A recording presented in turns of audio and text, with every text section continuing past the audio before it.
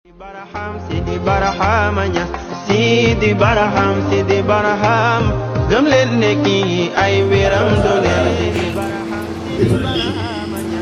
wa rahmatihi wa awni ya arzuta da manyan bayan Allah zababu managarta wa ala rasihim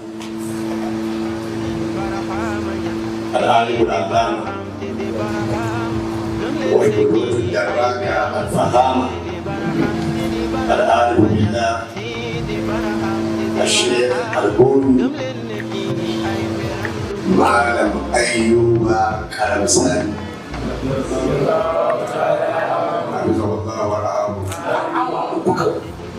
in kai ma da cin Qur'ani a ama zan koya ma ilimin ma'ani da yake magana a kansa ko ilimin badi ka gane ko ilimin bayani duk awa uku ka koya saboda kai ma da cin Qur'ani ne amma idan mutum ba ma da cin Qur'ani bane kowanne ilimi zai so ya bashi ma'ana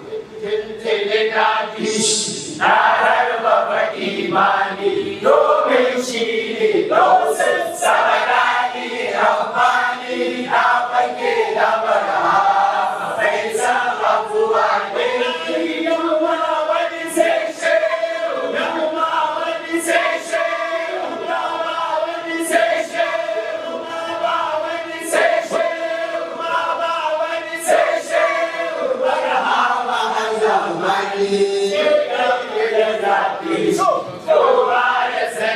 Sidi Barham nya Sidi Barham gëm leen ne kii ay wéram du foo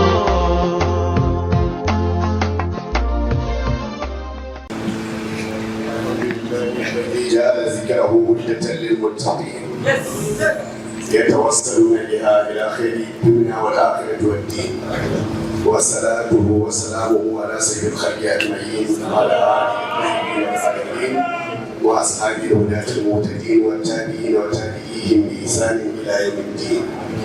يوم السلام عليكم ورحمه الله تعالى وبركاته. وعليكم السلام ورحمه الله تعالى وبركاته. الحمد لله. Buƙatar cewa alhamdulillah mu ce alhamdulillahi rabbil alamin. Yau 27 Juma'a 27 ga watan Jumada al-Ula shekarun hijira 1446 wanda ya yi daidai da 29 ga watan Nuwamba shekara ta 2024 miladiya. Allah ta'ala bi fadlihi wa rahmatihi wa aunihi ya arzuta mu da manya-manyan bayan Allah zababu managarta wa ala rasihim al-alim al-allama ويقول الدراك الفهامة العالم بالله الشيخ البوني معلم أيوب كرمسان حفظه الله ورعاه وأدام مرقاه وتولى أموره ظاهرا وباطنا. ولكن عايش شقي akwai ɗan'uwanmu Alhaji Muhammad Awwal ɗan Batta shi ne ya kamata ya tashi ya gama sannan sai mu janyo hankali sai ya ba shugaban namu ya magana. Bismillah. أعوذ بالله من الشيطان الرجيم بسم الله الرحمن الرحيم اللهم صل على سيدنا محمد المصطفى لما أغلق والخاتم لما سبق ناصر بالحق والهادي إلى صراطك المستقيم وعلى آله حق قدره والمقدار العظيم. kamar yadda Maulana ya fara da cewa mu ci alhamdulillah, ni ma zan ƙara mu ci alhamdulillah. Alhamdulillah. wato abin da idona ya gani min da kuma abin da kunne na ya je min, so kwakwalwa ta ma ta gagara ta ɗauka abin da na gani a nan. To amma tun da ni aikin da Maulana ya bani ba na jawabi ba ne, na gabatar da waɗannan manya-manyan baƙi da suka halarci wannan zawiya mai albarka, wanda hadari a ciki kusan wannan shine ziyara ta farko da kuma wasu daga cikin ina da wannan yakinin haka. Mun zo wannan zawiya zuwa ranar ƙarshe lokacin da ake zuba kankare na wannan zawiya, amma abin da muka gani a nan sai dai mu ƙara cewa alhamdulillah. Amma tun da shi Maulana ya umarce ne da gabatar da bakin da suke nan, to shi ne zan fara da shi Shagwani Ayub Karim Sani Damaturu a karamar kalabar da Sani a karamar kalabar da zuwa muna makabarta da su. Sannan muna da Alhaji Faruk Farfa Abuja, shi ma muna mishi barka da zuwa wannan zawiya mai ɗumbin albarka. Sannan muna da Abdullahi Saleh, Mara Abdullahi Saleh, shi ma yana tare da mu a wannan guri, shi ma muna masa barka da zuwa. Muna da Gwani Liman Hamidu, shi ma muna mishi barka da zuwa wannan zawiya mai albarka. Sannan ɗan uwanmu shi ma da muke tare da shi kuma yana ɗaya daga cikin manya-manyan masoya Maulana da shi ma ya samu latsawar wannan zawiya shi ne Abdullahi Shehu Muhammad, distinguished president kuma chairman na Standard Nursing College of Nigeria MENA, can a zaune a hannuna na hagu daga ƙarshe. To duk da dai ni aiki na ɗan kaɗan ne, wanda Maulana umarci da na yi gabatar da waɗannan manyan baƙi ba tare da ɓata lokaci ba, zan mayar da abin magana wurin Maulana sai ya gabatar da shi ainihin Malam Gwani a Damaturu, sai kuma yi da bambarai kanawa ko da yake Maulana ya riga ya bayani suna na Awal Ibrahim Tambata. Ni ma ɗin dai wasu so daga cikin kusan sani rabi na mutumin Kaduna ne, wanda ya san gidan Shek da Salihu Malami, wani ɗan wannan gida za ta ba yawa sai mu da su. Shi wannan shugaba da zai magana a yanzu jika ne na Maulana Sheikh Muhammad Ibri Mazul Ma'arif,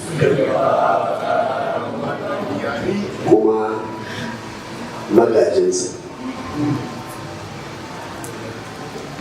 bai da aiki sai buɗe makarantu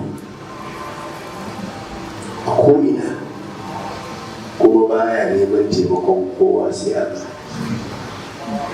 Har a Nijar, Kamaru da sauran kasashen mu na Afirka yana da makarantu a wurin. A Najeriya ko da wuya ka samu state din da bai da makaranta. Sannan bayan makarantu da yake bubbudewa ko da yaushe cikin tarihi yake, kullum cikin rubutu yake. Ko maulidin mu da aka zo na kun ji kasidar da ya karanta wanda ya yi manzo Allah sallallahu alaihi wasallam da ita cike take da ilimi. Sannan bayan nan kullum cikin zikiri yake, kullum cikin tabakkuri da muraqaba da Allah. Saboda haka mun tsaya mu da su, za mu ji magana mai amfani wanda za ta raya mu ta taimaki rayuwar mu. Wannan shugaban da muke gani khalidi ne daga cikin khalidan Sheikh Tijjani Mahmud Fahad. Sheikh Tijjani Shehu Hadi Mahmud Fahad shi ne Dr. Alhaji Umar Faruk Tarfa. daga Abuja. Shi kuwa dama shi Alhaji Abdullahi an san shi sosai. Manyan mutane ne 'yan boko, amma Allah ya saka soyayyar ɗariƙa da faida a zuciyarsu.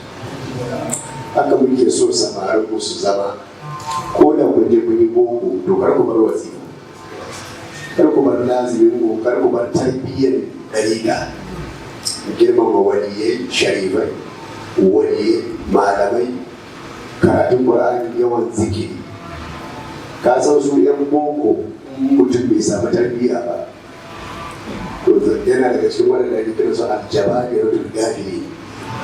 'Yan boko ba aljababiratul gafili. To amma su Allah ya taimake su ko ga irin rayuwar su. Haka nan shi ma Alhaji Awwal Ɗanbata, ga ma Alhaji Aminu Muhammad, shi ma muna tare da shi. In ba da tarbiyya ba da mun yi asarar su. Yanzu Alhaji Aminu a matsayin shi na ɗan boko, ma'aikaci mai daraja mai kima, ka irin wannan abin da nake sa shi ma ga yana Aminu. Ka taɓa saboda haka ku yi karatu. In ku yi karatu za ku janyo hankalin mutane da yawa.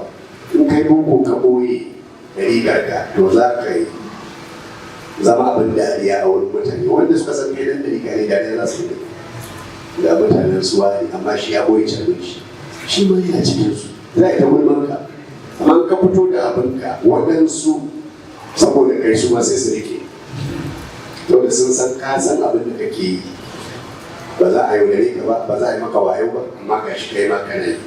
So da ka Allah ya taimake a kan hukunta bisu. أعوذ بالله السميع العليم من الشيطان الرجيم. بسم الله الرحمن الرحيم. اللهم صل على سيدنا محمد الفاتح والخاتم لما سبق ناصر الحق بالحق والهادي إلى صراط المستقيم وعلى آله وقدره bisa usulun zannin da Allah subhanahu wa ta'ala ya arzita mishi tare da dukkan bayan Allah. Ni ina ganin a duk lokacin da na shigo wannan zawiya ana karantar da ni ne, ba ni ne nake karantarwa ba. Ina samun sakina da waƙari da ilimi wanda ba na samun irinsa sai a irin wannan zawiya. To saboda haka farko ne ina farin ciki da murna da Allah subhanahu wa ta'ala ya haɗa ni da fuskokin da kowanne idan ka dube shi za ka ga fuskarsa na nuna soyayyarsa ga manzan Allah sallallahu alaihi wasallam. Ba kuma abin da ya bani sha'awa kamar waɗannan yara ƙanana waɗanda duk kasidun da ake rerawa ina lura tare ake rerawa tare da su. Alamun cewa duk waɗannan kasidun sun haddace, kuma za ka same su da shauƙin cewa baitukan da suke karantawa na manzan Allah akwai a zuciya, ba kawai a baki bane suke rerawa. In ka karanci mutum ka dube shi za ka fahimci abin da yake faɗa, shin kawai hanci ne au abin da yake faɗa ɗin ya haɗu da zuciya. Za ka fahimta ne yana ƙanana haka, kuma ganin su ɗin sai yake tabbatar mini da wata ziyara da muka yi can ƙauyen can boda ta Nijar kwanan nan. Sai na tarar da yara an bar su kara zube a dukkan wani lamari na addini, babu yara a ciki. Shi ne na tara dattawan mutanen ƙauyen gaba ɗaya, sai na ce musu abin da ya sa ma'aiki alaihi salatu wassalam ya ce da zarar yara sun kai shekaru 7 ana ba su umarnin sallah. In suka kai 10 to in ba a ganin su a masallaci to ana zana su. Abin da yasa abin da baka yi shi a yarunta ba ba yadda za a yi a ce ka iya yin wannan abin bayan ka taso ko ma menene abin. Ba zai yi yaro ba a alwala tare da shi, ba a zuwa masallaci tare da shi, sannan ya taso shekararsa 10, 12, 13, 15 a ce yana alwala yana sallah shi kadai kuma ya je masallaci shi kadai, ba zai yi ba saboda ba a koya mishi ba. Kamar yadda baya yiwuwa yara ba a zuwa da su wurare irin wannan, ana karanta diwani, ana wasifa, ana zikirin juma'a tare da su, ba a kawo su. Sannan a ce bayan sun girma a zo a ce musu ku zo gun wasifa, ku zo gun zikirin juma'a, ku zo a yi diwani, baya yiwuwa. Kaga a aikace ta ɗabiƙar waɗannan yara da aka yi waɗannan kasiru na yabon manzan Allah na diwani, wato a aikace na ga abin da na gaya musu a kamar sati ɗaya ko biyu da suka wuce. To wannan abin farin ciki ne da murna, kuma ni a yaƙini na duk mutumin da ya shigo wannan zawiya bai samu sakina ba, bai samu waƙari ba, bai ji manzan Allah a zuciyarsa ba, to wallahi ya tuhumi zuciyarsa ko ya tuhumi kansa. Akwai wata matsala tattare da shi, ko kyashi ko hasada ko abin da ya kama da wannan, ko rashin ikhlasi. Ku ne da zarar ka shigo, wannan ba a gaban ku nake faɗa ba, ina faɗa a lectures da yawa. Da zarar ka shigo wannan wajen, to wallahi za ka ji sakina da waƙari irin wanda manzo sallallahu alaihi wasallam ya ce yake sabkowa a duk lokacin da bayan Allah suka haɗu suna ambatan Allah. To saboda haka a nan na zo ɗauki ilimi a karantar da ni, ba na zo in ba da ilimi ko in karantar ba ne. Wannan duka ina gaya muku ne wai kafin da yi muku sallama. Kafin da yi muku sallama wannan duka nake gaya muku. Kar na manci sallama bari in ci assalamu alaikum. Abubuwa guda uku da Maulana ya ce a yi magana a kansu, abubuwa ne guda uku. Faɗakar da juna a kan neman ilimi, tabbata a ɗarika ta Tijjaniya da kuma biyayya. Da Allah a wannan mahallin zan iya jan hankalin matasa a kan neman ilimi, amma in ce zan gaya musu ɗarika ko ta Tijjaniya, ko zan karantar da su tasawuf ko yadda ake biyayya, to ni ma na zo nan ne a koya mun wannan. Saboda duk zanoyin da za ka kewaya ba yabo ba a ƙasar nan, kaf inda za ka je ka samu zawiya da ake ɗarika ta Tijjaniya da sharuɗanta da ladubbakanta, ka ga ɗarikar Tijjaniya a aikace kamar wannan zawiya. Sannan kuma ana tarbiyyantar da muridai a kan soyayya ga manzan Allah sallallahu alaihi wasallam, kuma za ka same su da sakina da waƙari a koyaushe. To saboda haka nan babu ne da za ka zo ka yi wa mutanen da suke halartar wannan masallaci bayani akan ɗarikar Tijjaniya ko biyayya ba, amma ba laifi nasiha akan neman ilimi, wannan ba laifi a yi shi a nan, kamar da za a iya yin sa a ko'ina. Shi ilimi da Maulana ya ce a mufaɗakar da juna a kansa, babu wani abin da yake da faɗi yake da yawa irin ilimi. Saboda shi ilimi komai ma ilimi ne. Inda za ka ce za ka gama karance ilimin da ke tattare da ɗan adam, sai ka gama shekarunka gaba ɗaya baka karanci ilmummukan da suke tattare da ɗan adam ba. Duk irin research da likitoci suka yi sun yi ne akan jini da fata, da gangan jiki. Har yau akwai abin da ba su gano ba daga na'urori da kiran da Allah subhanahu wa ta'ala ya yi wa ɗan adam. Saboda idan ka ɗauki ido a jikin ɗan adam, ido kansa ɗin ilimi ne mai zaman kansa. Za ka iya karatu a kan ido ka gama rayuwarka gaba ɗaya ba ka gama wannan karatun ba. Bayan ka zama kwanzalta ma akwai abubuwa da yawa suna tattare da idanu amma kai baka san su ba. Shi yasa za ka ga cewa akwai likitan ido ko? Za ka ce akwai likitan kunne, akwai likitan hanci, akwai likitan harshe. Me zai nuna ma wannan? Yana nuna ma kowanne fas, kowanne juz'i na jikin ɗan adam akwai ilimi tattare da shi. Hatta gashi da duk abin da ke jikin ɗan adam, wanda ya zo a hadisi gaɓoɓi na zahiri kamar da Imam Muslim ya rawaito, inna Allah subhanahu wa ta'ala khalaqa libni adama salasa mi'atin wa sittina mafsala. Gaɓoɓi na zahiri 360. Misali cikin 360 ɗin in ka ce ido ɗaya ne a ciki, in ka ce ido to ɗaya ne, to shi kuma a ido ɗin kuma akwai gaɓoɓi ɓangarori daban-daban.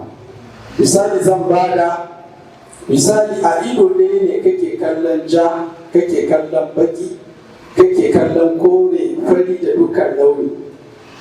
To a cikin idon naka ne aka sa na'urorin da zai iya fayyace kowanne launi cikin waɗannan launuka. Watannan da za ka gane cewa kenan a idan gaba ɗaya ne cikin 360, to amma to a idan kamar kowace gaba akwai ɓangarori daban-daban. Yanzu kamar dabba komai baki yake ganinsa, black and white yake ganinsa.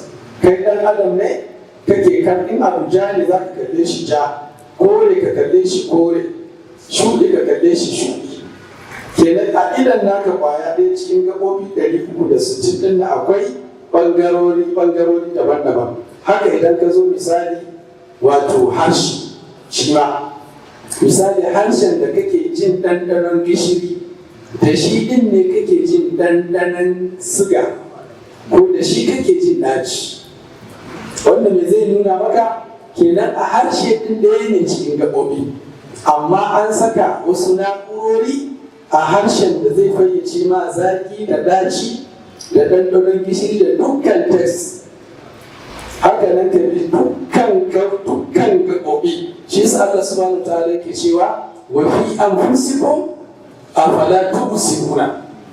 Idan za ka zurfafa tunani ka yi tafakkuri ka gano ilmin muka, karka kai nesa, karka kalli sama ko ta ɗaya ta biyu ko ƙasa ta ɗaya ta biyu, duk wannan ka ajiye, ko dabbobi ko tsuntsaye ko tsirrai, kawai ka tsaya ka yi tafakkuri a kan kanka.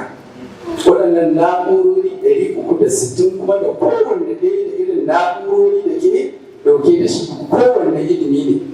To ta yaya za ka ƙarasa wato ilimi? Wannan a ɗan adam kawai. Haka kowace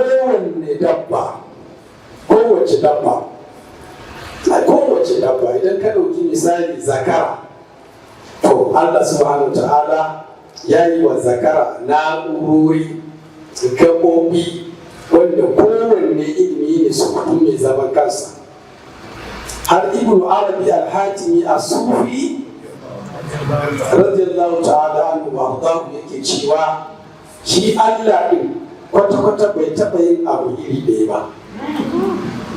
Kun san shi ne al-Futuhatul Makiyya, shi ne yake da su al-Kibritul Ahmar, manya-manyan littattafai na sufanci, har wanda aka samu wani baturi a Amerika yana ɗaukan gaibi, in ya faɗi wani abu zai faru shekara kaza da shekara kaza zai faru, to sai abin ya faru. To daga baya Maulana Sheikh Sharif Sadi radiyallahu ta'ala anhu sai ya gano cewa duk abin da yake faɗa yake wakana yana ɗauko su cikin al-Futuhatul Makiyya na Ibn Arabi.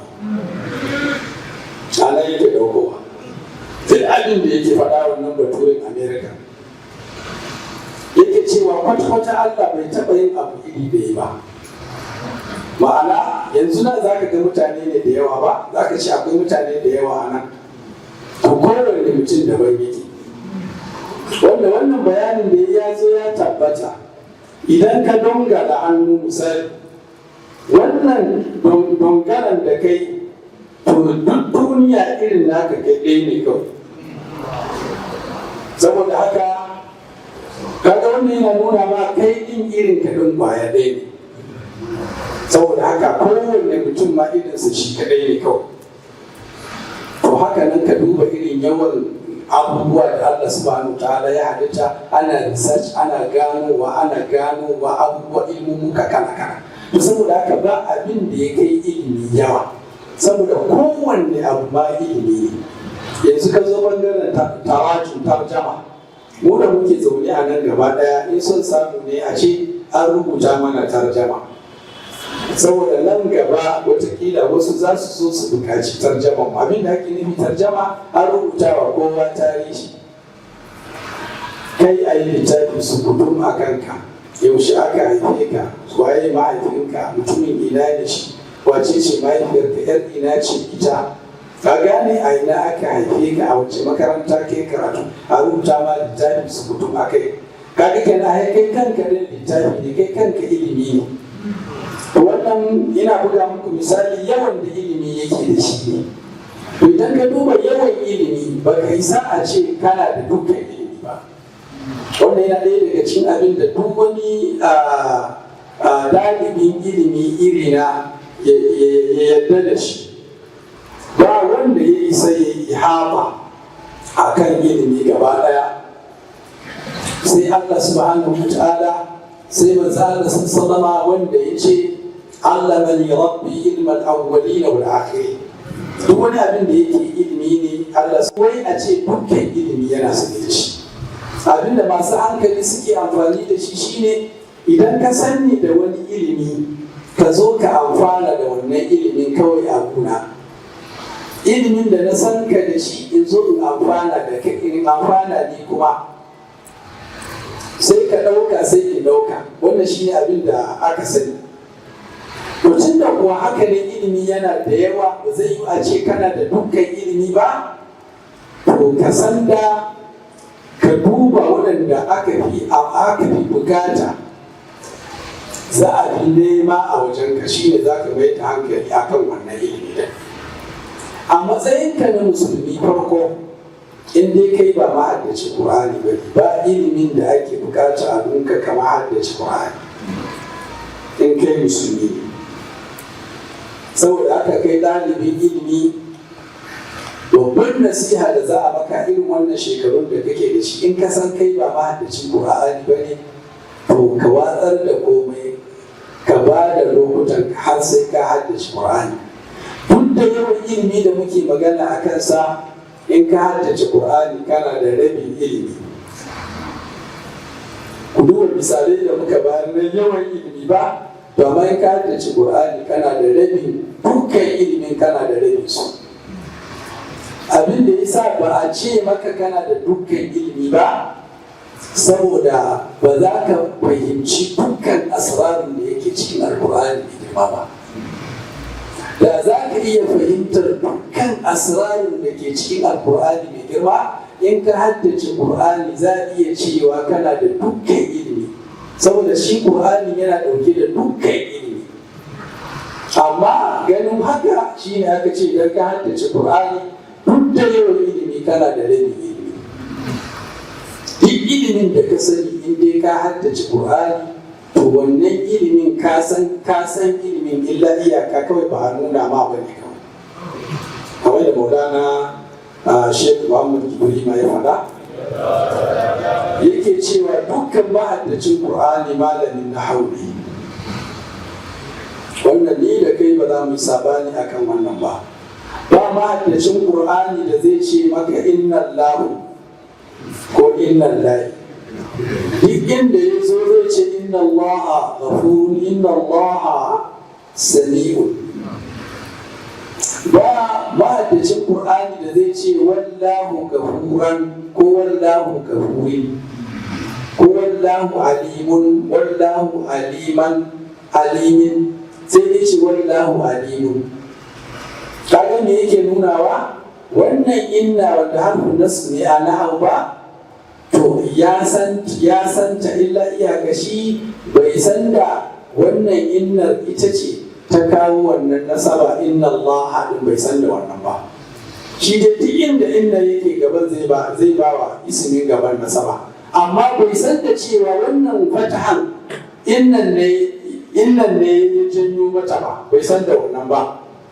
Haka nan zai ce wallahu ghafurun, wallahu ba zai ce wallaha ba, ba zai ce wallahi ba, sai dai ce wallahu mubtada ne marfu. Amma shi bai san dan me aka ce wallahu bai sani ba. Da zarar an ce masa mubtada ne to shi kenan dama ya sani. Zai ce ghafurun, to bai san dan me yasa aka ce ghafurun ba. To in aka ce mishi khabarun mubtada ne shi kenan ya fahimta.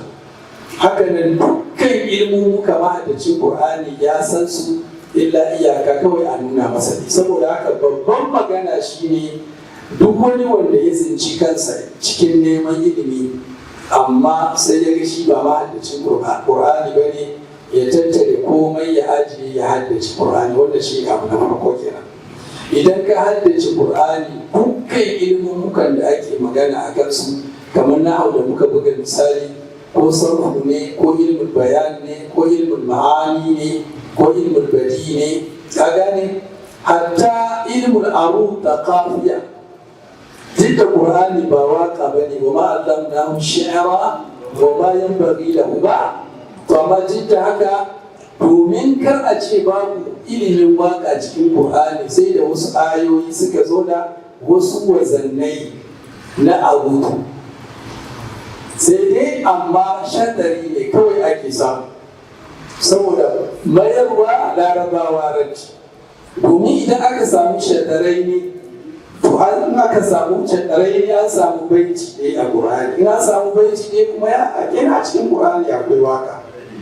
Misali idan ka ce faman ka abin nan ya ce ko a inna da marduduna fil hafiqa, wannan ayar da na karanta a inna da marduduna fil hafiqa idza ya baka fa'ulun mafa'ilun ne. Haka ne da kace fa man sha'a falyu'min wa man sha'a falyakfur, ya baka fa'ulun mafa'ilun wazani na bahrun tawil. Ka gane kamar da wancan aya ta bayar nan ma ya bayar, amma in ka je gaban ba zai cike maka da shadarin ya zama to baiti cikakke ba. Dan me? Saboda wa ma allamnahu shi'ra wa ma yanbaghi la. In aka samu baiti ɗaya cikakke to a Qur'ani akwai waka. Laraba sun samu abin fada, dama mun fada bal huwa sha'iru, ga baiti cikakke mun samu. To za ka samu bahar tawi a Qur'ani, amma shadari ɗaya banda shadari guda biyu. Za ka samu bahar rajas, za ka samu bahar basir, za ka samu bahar budari, bahar hazaj, ramal. Ka gane dukka buhu dinnan guda 16 har da baharin akfash duk za ka same su a wasu ayoyi, amma shadari kawai za ka samu, domin an nuna maka akwai ilimin arudu a ciki. In kuma ka zo maganar ilimin kafiya kuma fa, ilimin kafiya, to ilimin kafiya za ka sami shi kafiya ɗin shi ne shigen wanda wannan mawaƙin nan wanda na ji ya yi kasida ta Maulana Sheikh Ibrahim ya ban taɓa jin wannan kasidar ba sai yau. To in dai kasidar sabuwa ce an samu gozon faida na biyu ko kasida ce ta ratsa ni sosai, Allah ya saka da alkhairi. To haka za ka zo ka samu kowanne ilimi. In ka zo bangaren ilimin bayan hadis wala harash, ba ilimin da Allah subhanahu wa ta'ala ya fito da wannan ilimi saboda larabawa suna ji da shi irin ilmul bayan, har wanda wani albalaghi yake cewa ayar wa qala irkabu fiha bismillahi mujraha wa mursaha dinnan har zuwa inda Allah subhanahu wa ta'ala yake cewa wa qila ya ardu la'i ma'aki wa ya sama'u aqlihi wa qila al-ma' wa qudiya al-amru wastawat ala al-judi wa qila bu'dan lil qawmi zalimin. Zuwa wannan aya duk wani abin da ake ce ma ilmul bayan cikin daga wakalan kabu zuwa wakila bu'dan lil qawmi zalimin a wannan abin. Ka duba difficulties da irin abubuwan da ilmul bayan yake dauke da shi, tashbihat ne, isti'arat ne, majazat ne, kinayat ne, abubuwa iri-iri da tarshihat ne, tadriqat ne. Za ka ga cikin waɗannan ayoyi kawai Allah ya tattare su gaba ɗaya, ba a je ko ina ba tuna. Balle uwa uba ka zo ilmul ma'ani wanda za ka ga cewa Qur'ani yana ba wa Larabawa tsoro, saboda Qur'ani ne kadai suka ji maganan da ayoyi za su zo iri ɗaya a surori daban-daban kuma ma'anansu daban-daban ne. Wannan ya ba su mamaki, ya ba su tsoro. In ba Qur'ani ba, babu wanda zai faɗi sentence iri ɗaya, wannan sentence ɗin kuma su zamo biyu ko uku ya zama to ma'anarsu ɗaya. Ba wanda ya isa ya irin wannan larabcin sai Qur'ani, wanda shine mutukar ƙurewar ilmul ma'ani kenan. Saboda abin da suke nufi da ilmul ma'ani, misali a larabci idan ka ce kama zaidun, ka ce zaidun kama, ma'anarsu daban-daban ne. Abun mu ne mu da muke fassarawa da Hausa muke ba da ma'ana ɗaya, kawai za mu ce zaidu ya tashi, kama zaidu, zaidu ya tashi, zaidun kama shi ma zaidu ya tashi, amma kun balarabe daban ne ma'ana. In ya ce kama zaidun abu daban yake nufi, zaidun kama ma abu daban yake nufi, saboda kama zaidun fi'il ne da fa'il, irabinsa daban. Zaidun kama ko mubtada ne da khabar, irabinsa daban. Abun balarabe duk abin da irabinsa ya zama to daban to ma'anarsa daban. Balle ka sarrafa ka ce inna zaidan qama ko inna zaidan yaqumu, inna zaidan qa'imun, inna zaidun laqama, inna zaidan laqa'imun, inna zaidan laqad qama. Ka gane duk ma'anoni ne daban-daban. To za ka samu wannan a cikin Qur'ani ya ba wa Larabawa tsoro. Saboda haka kawai in ka haddace Qur'ani ba ka bukatan wani ya zo ya ce maka ga ilmin ma'ani. Wannan dina ba ku muhimmancin haddace Qur'ani ne. Balle ka zo ilmul badi. Imam Suyuti cikin kasidar da ya yi manzon Allah sallallahu alaihi wasallama mai suna fi abin nan albadi fi madihi shafi. Wannan ya kawo nau'o'i na ilimin badi guda 300 da wani abu. A cikin littafinsa al-itqan fi ulumil Qur'an ya cire su a cikin Qur'ani. Wanda abin zai baka mamaki kamar yadda kuma abin zai baka tsoro.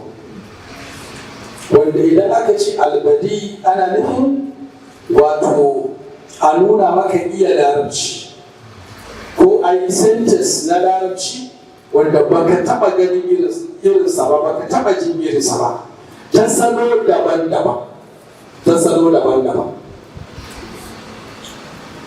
ta bangaren canja kalmomi, ta bangaren kuma sarrafa abubuwa daban-daban. Yanzu misali Qur'ani a bangaren ilimin badi, idan yana so ya yi ya maimaita abu iri daya sai ya canja musu wazani, abinda Larabawa ba su zai shi ba kenan. Yanzu misali nisyan mansiyan, hijiran mahajura, harajan dayyikan, irin wannan famahilil kafirin amhilhum ruwaita. Kaga hijiran mahajuran, hijiran da mahajuran ma'anarsu da ne, sai aka canja wazanin.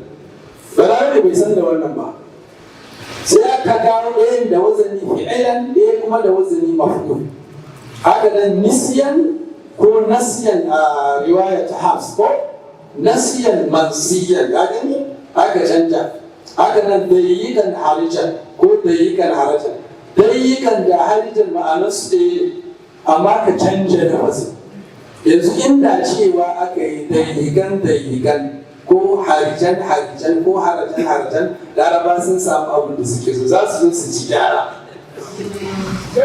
Amma Qur'ani da ya gane ce dayyikan harijan ko harajan a kira'atar jamhur a gane haka nan aka zo wa mahil amhil ruwaidan duk ma'ana ne a larabci bin abu a hankali laraba suna cewa mahil suna cewa ruwaidan amma aka kawo su duka a buɗe amma na fusuka daban-daban inda cewa aka yi mahil guda uku za su ce dole mun ci gyara mu ba ma faɗa haka a yaran ku haka ne inda za a ce amhil uku ko ruwaidan uku za su ce za su ci gyara amma sai aka gaya da lafasin suna ji suna gani suka bari banda kalmomi da Qur'ani ya zo da su suka musa suka ce ba kalmomin larabci ba suka je suka yi research suka yi bincike a kauye suka tabbatar kalmomi ne na larabci su ne a birni suka mace da kalmomi wannan duka yana nuna ma wallahi tallahi ka haddace Qur'ani ka gane in kai ma'addacin Qur'ani ne ka zo a awa uku zan koya ma na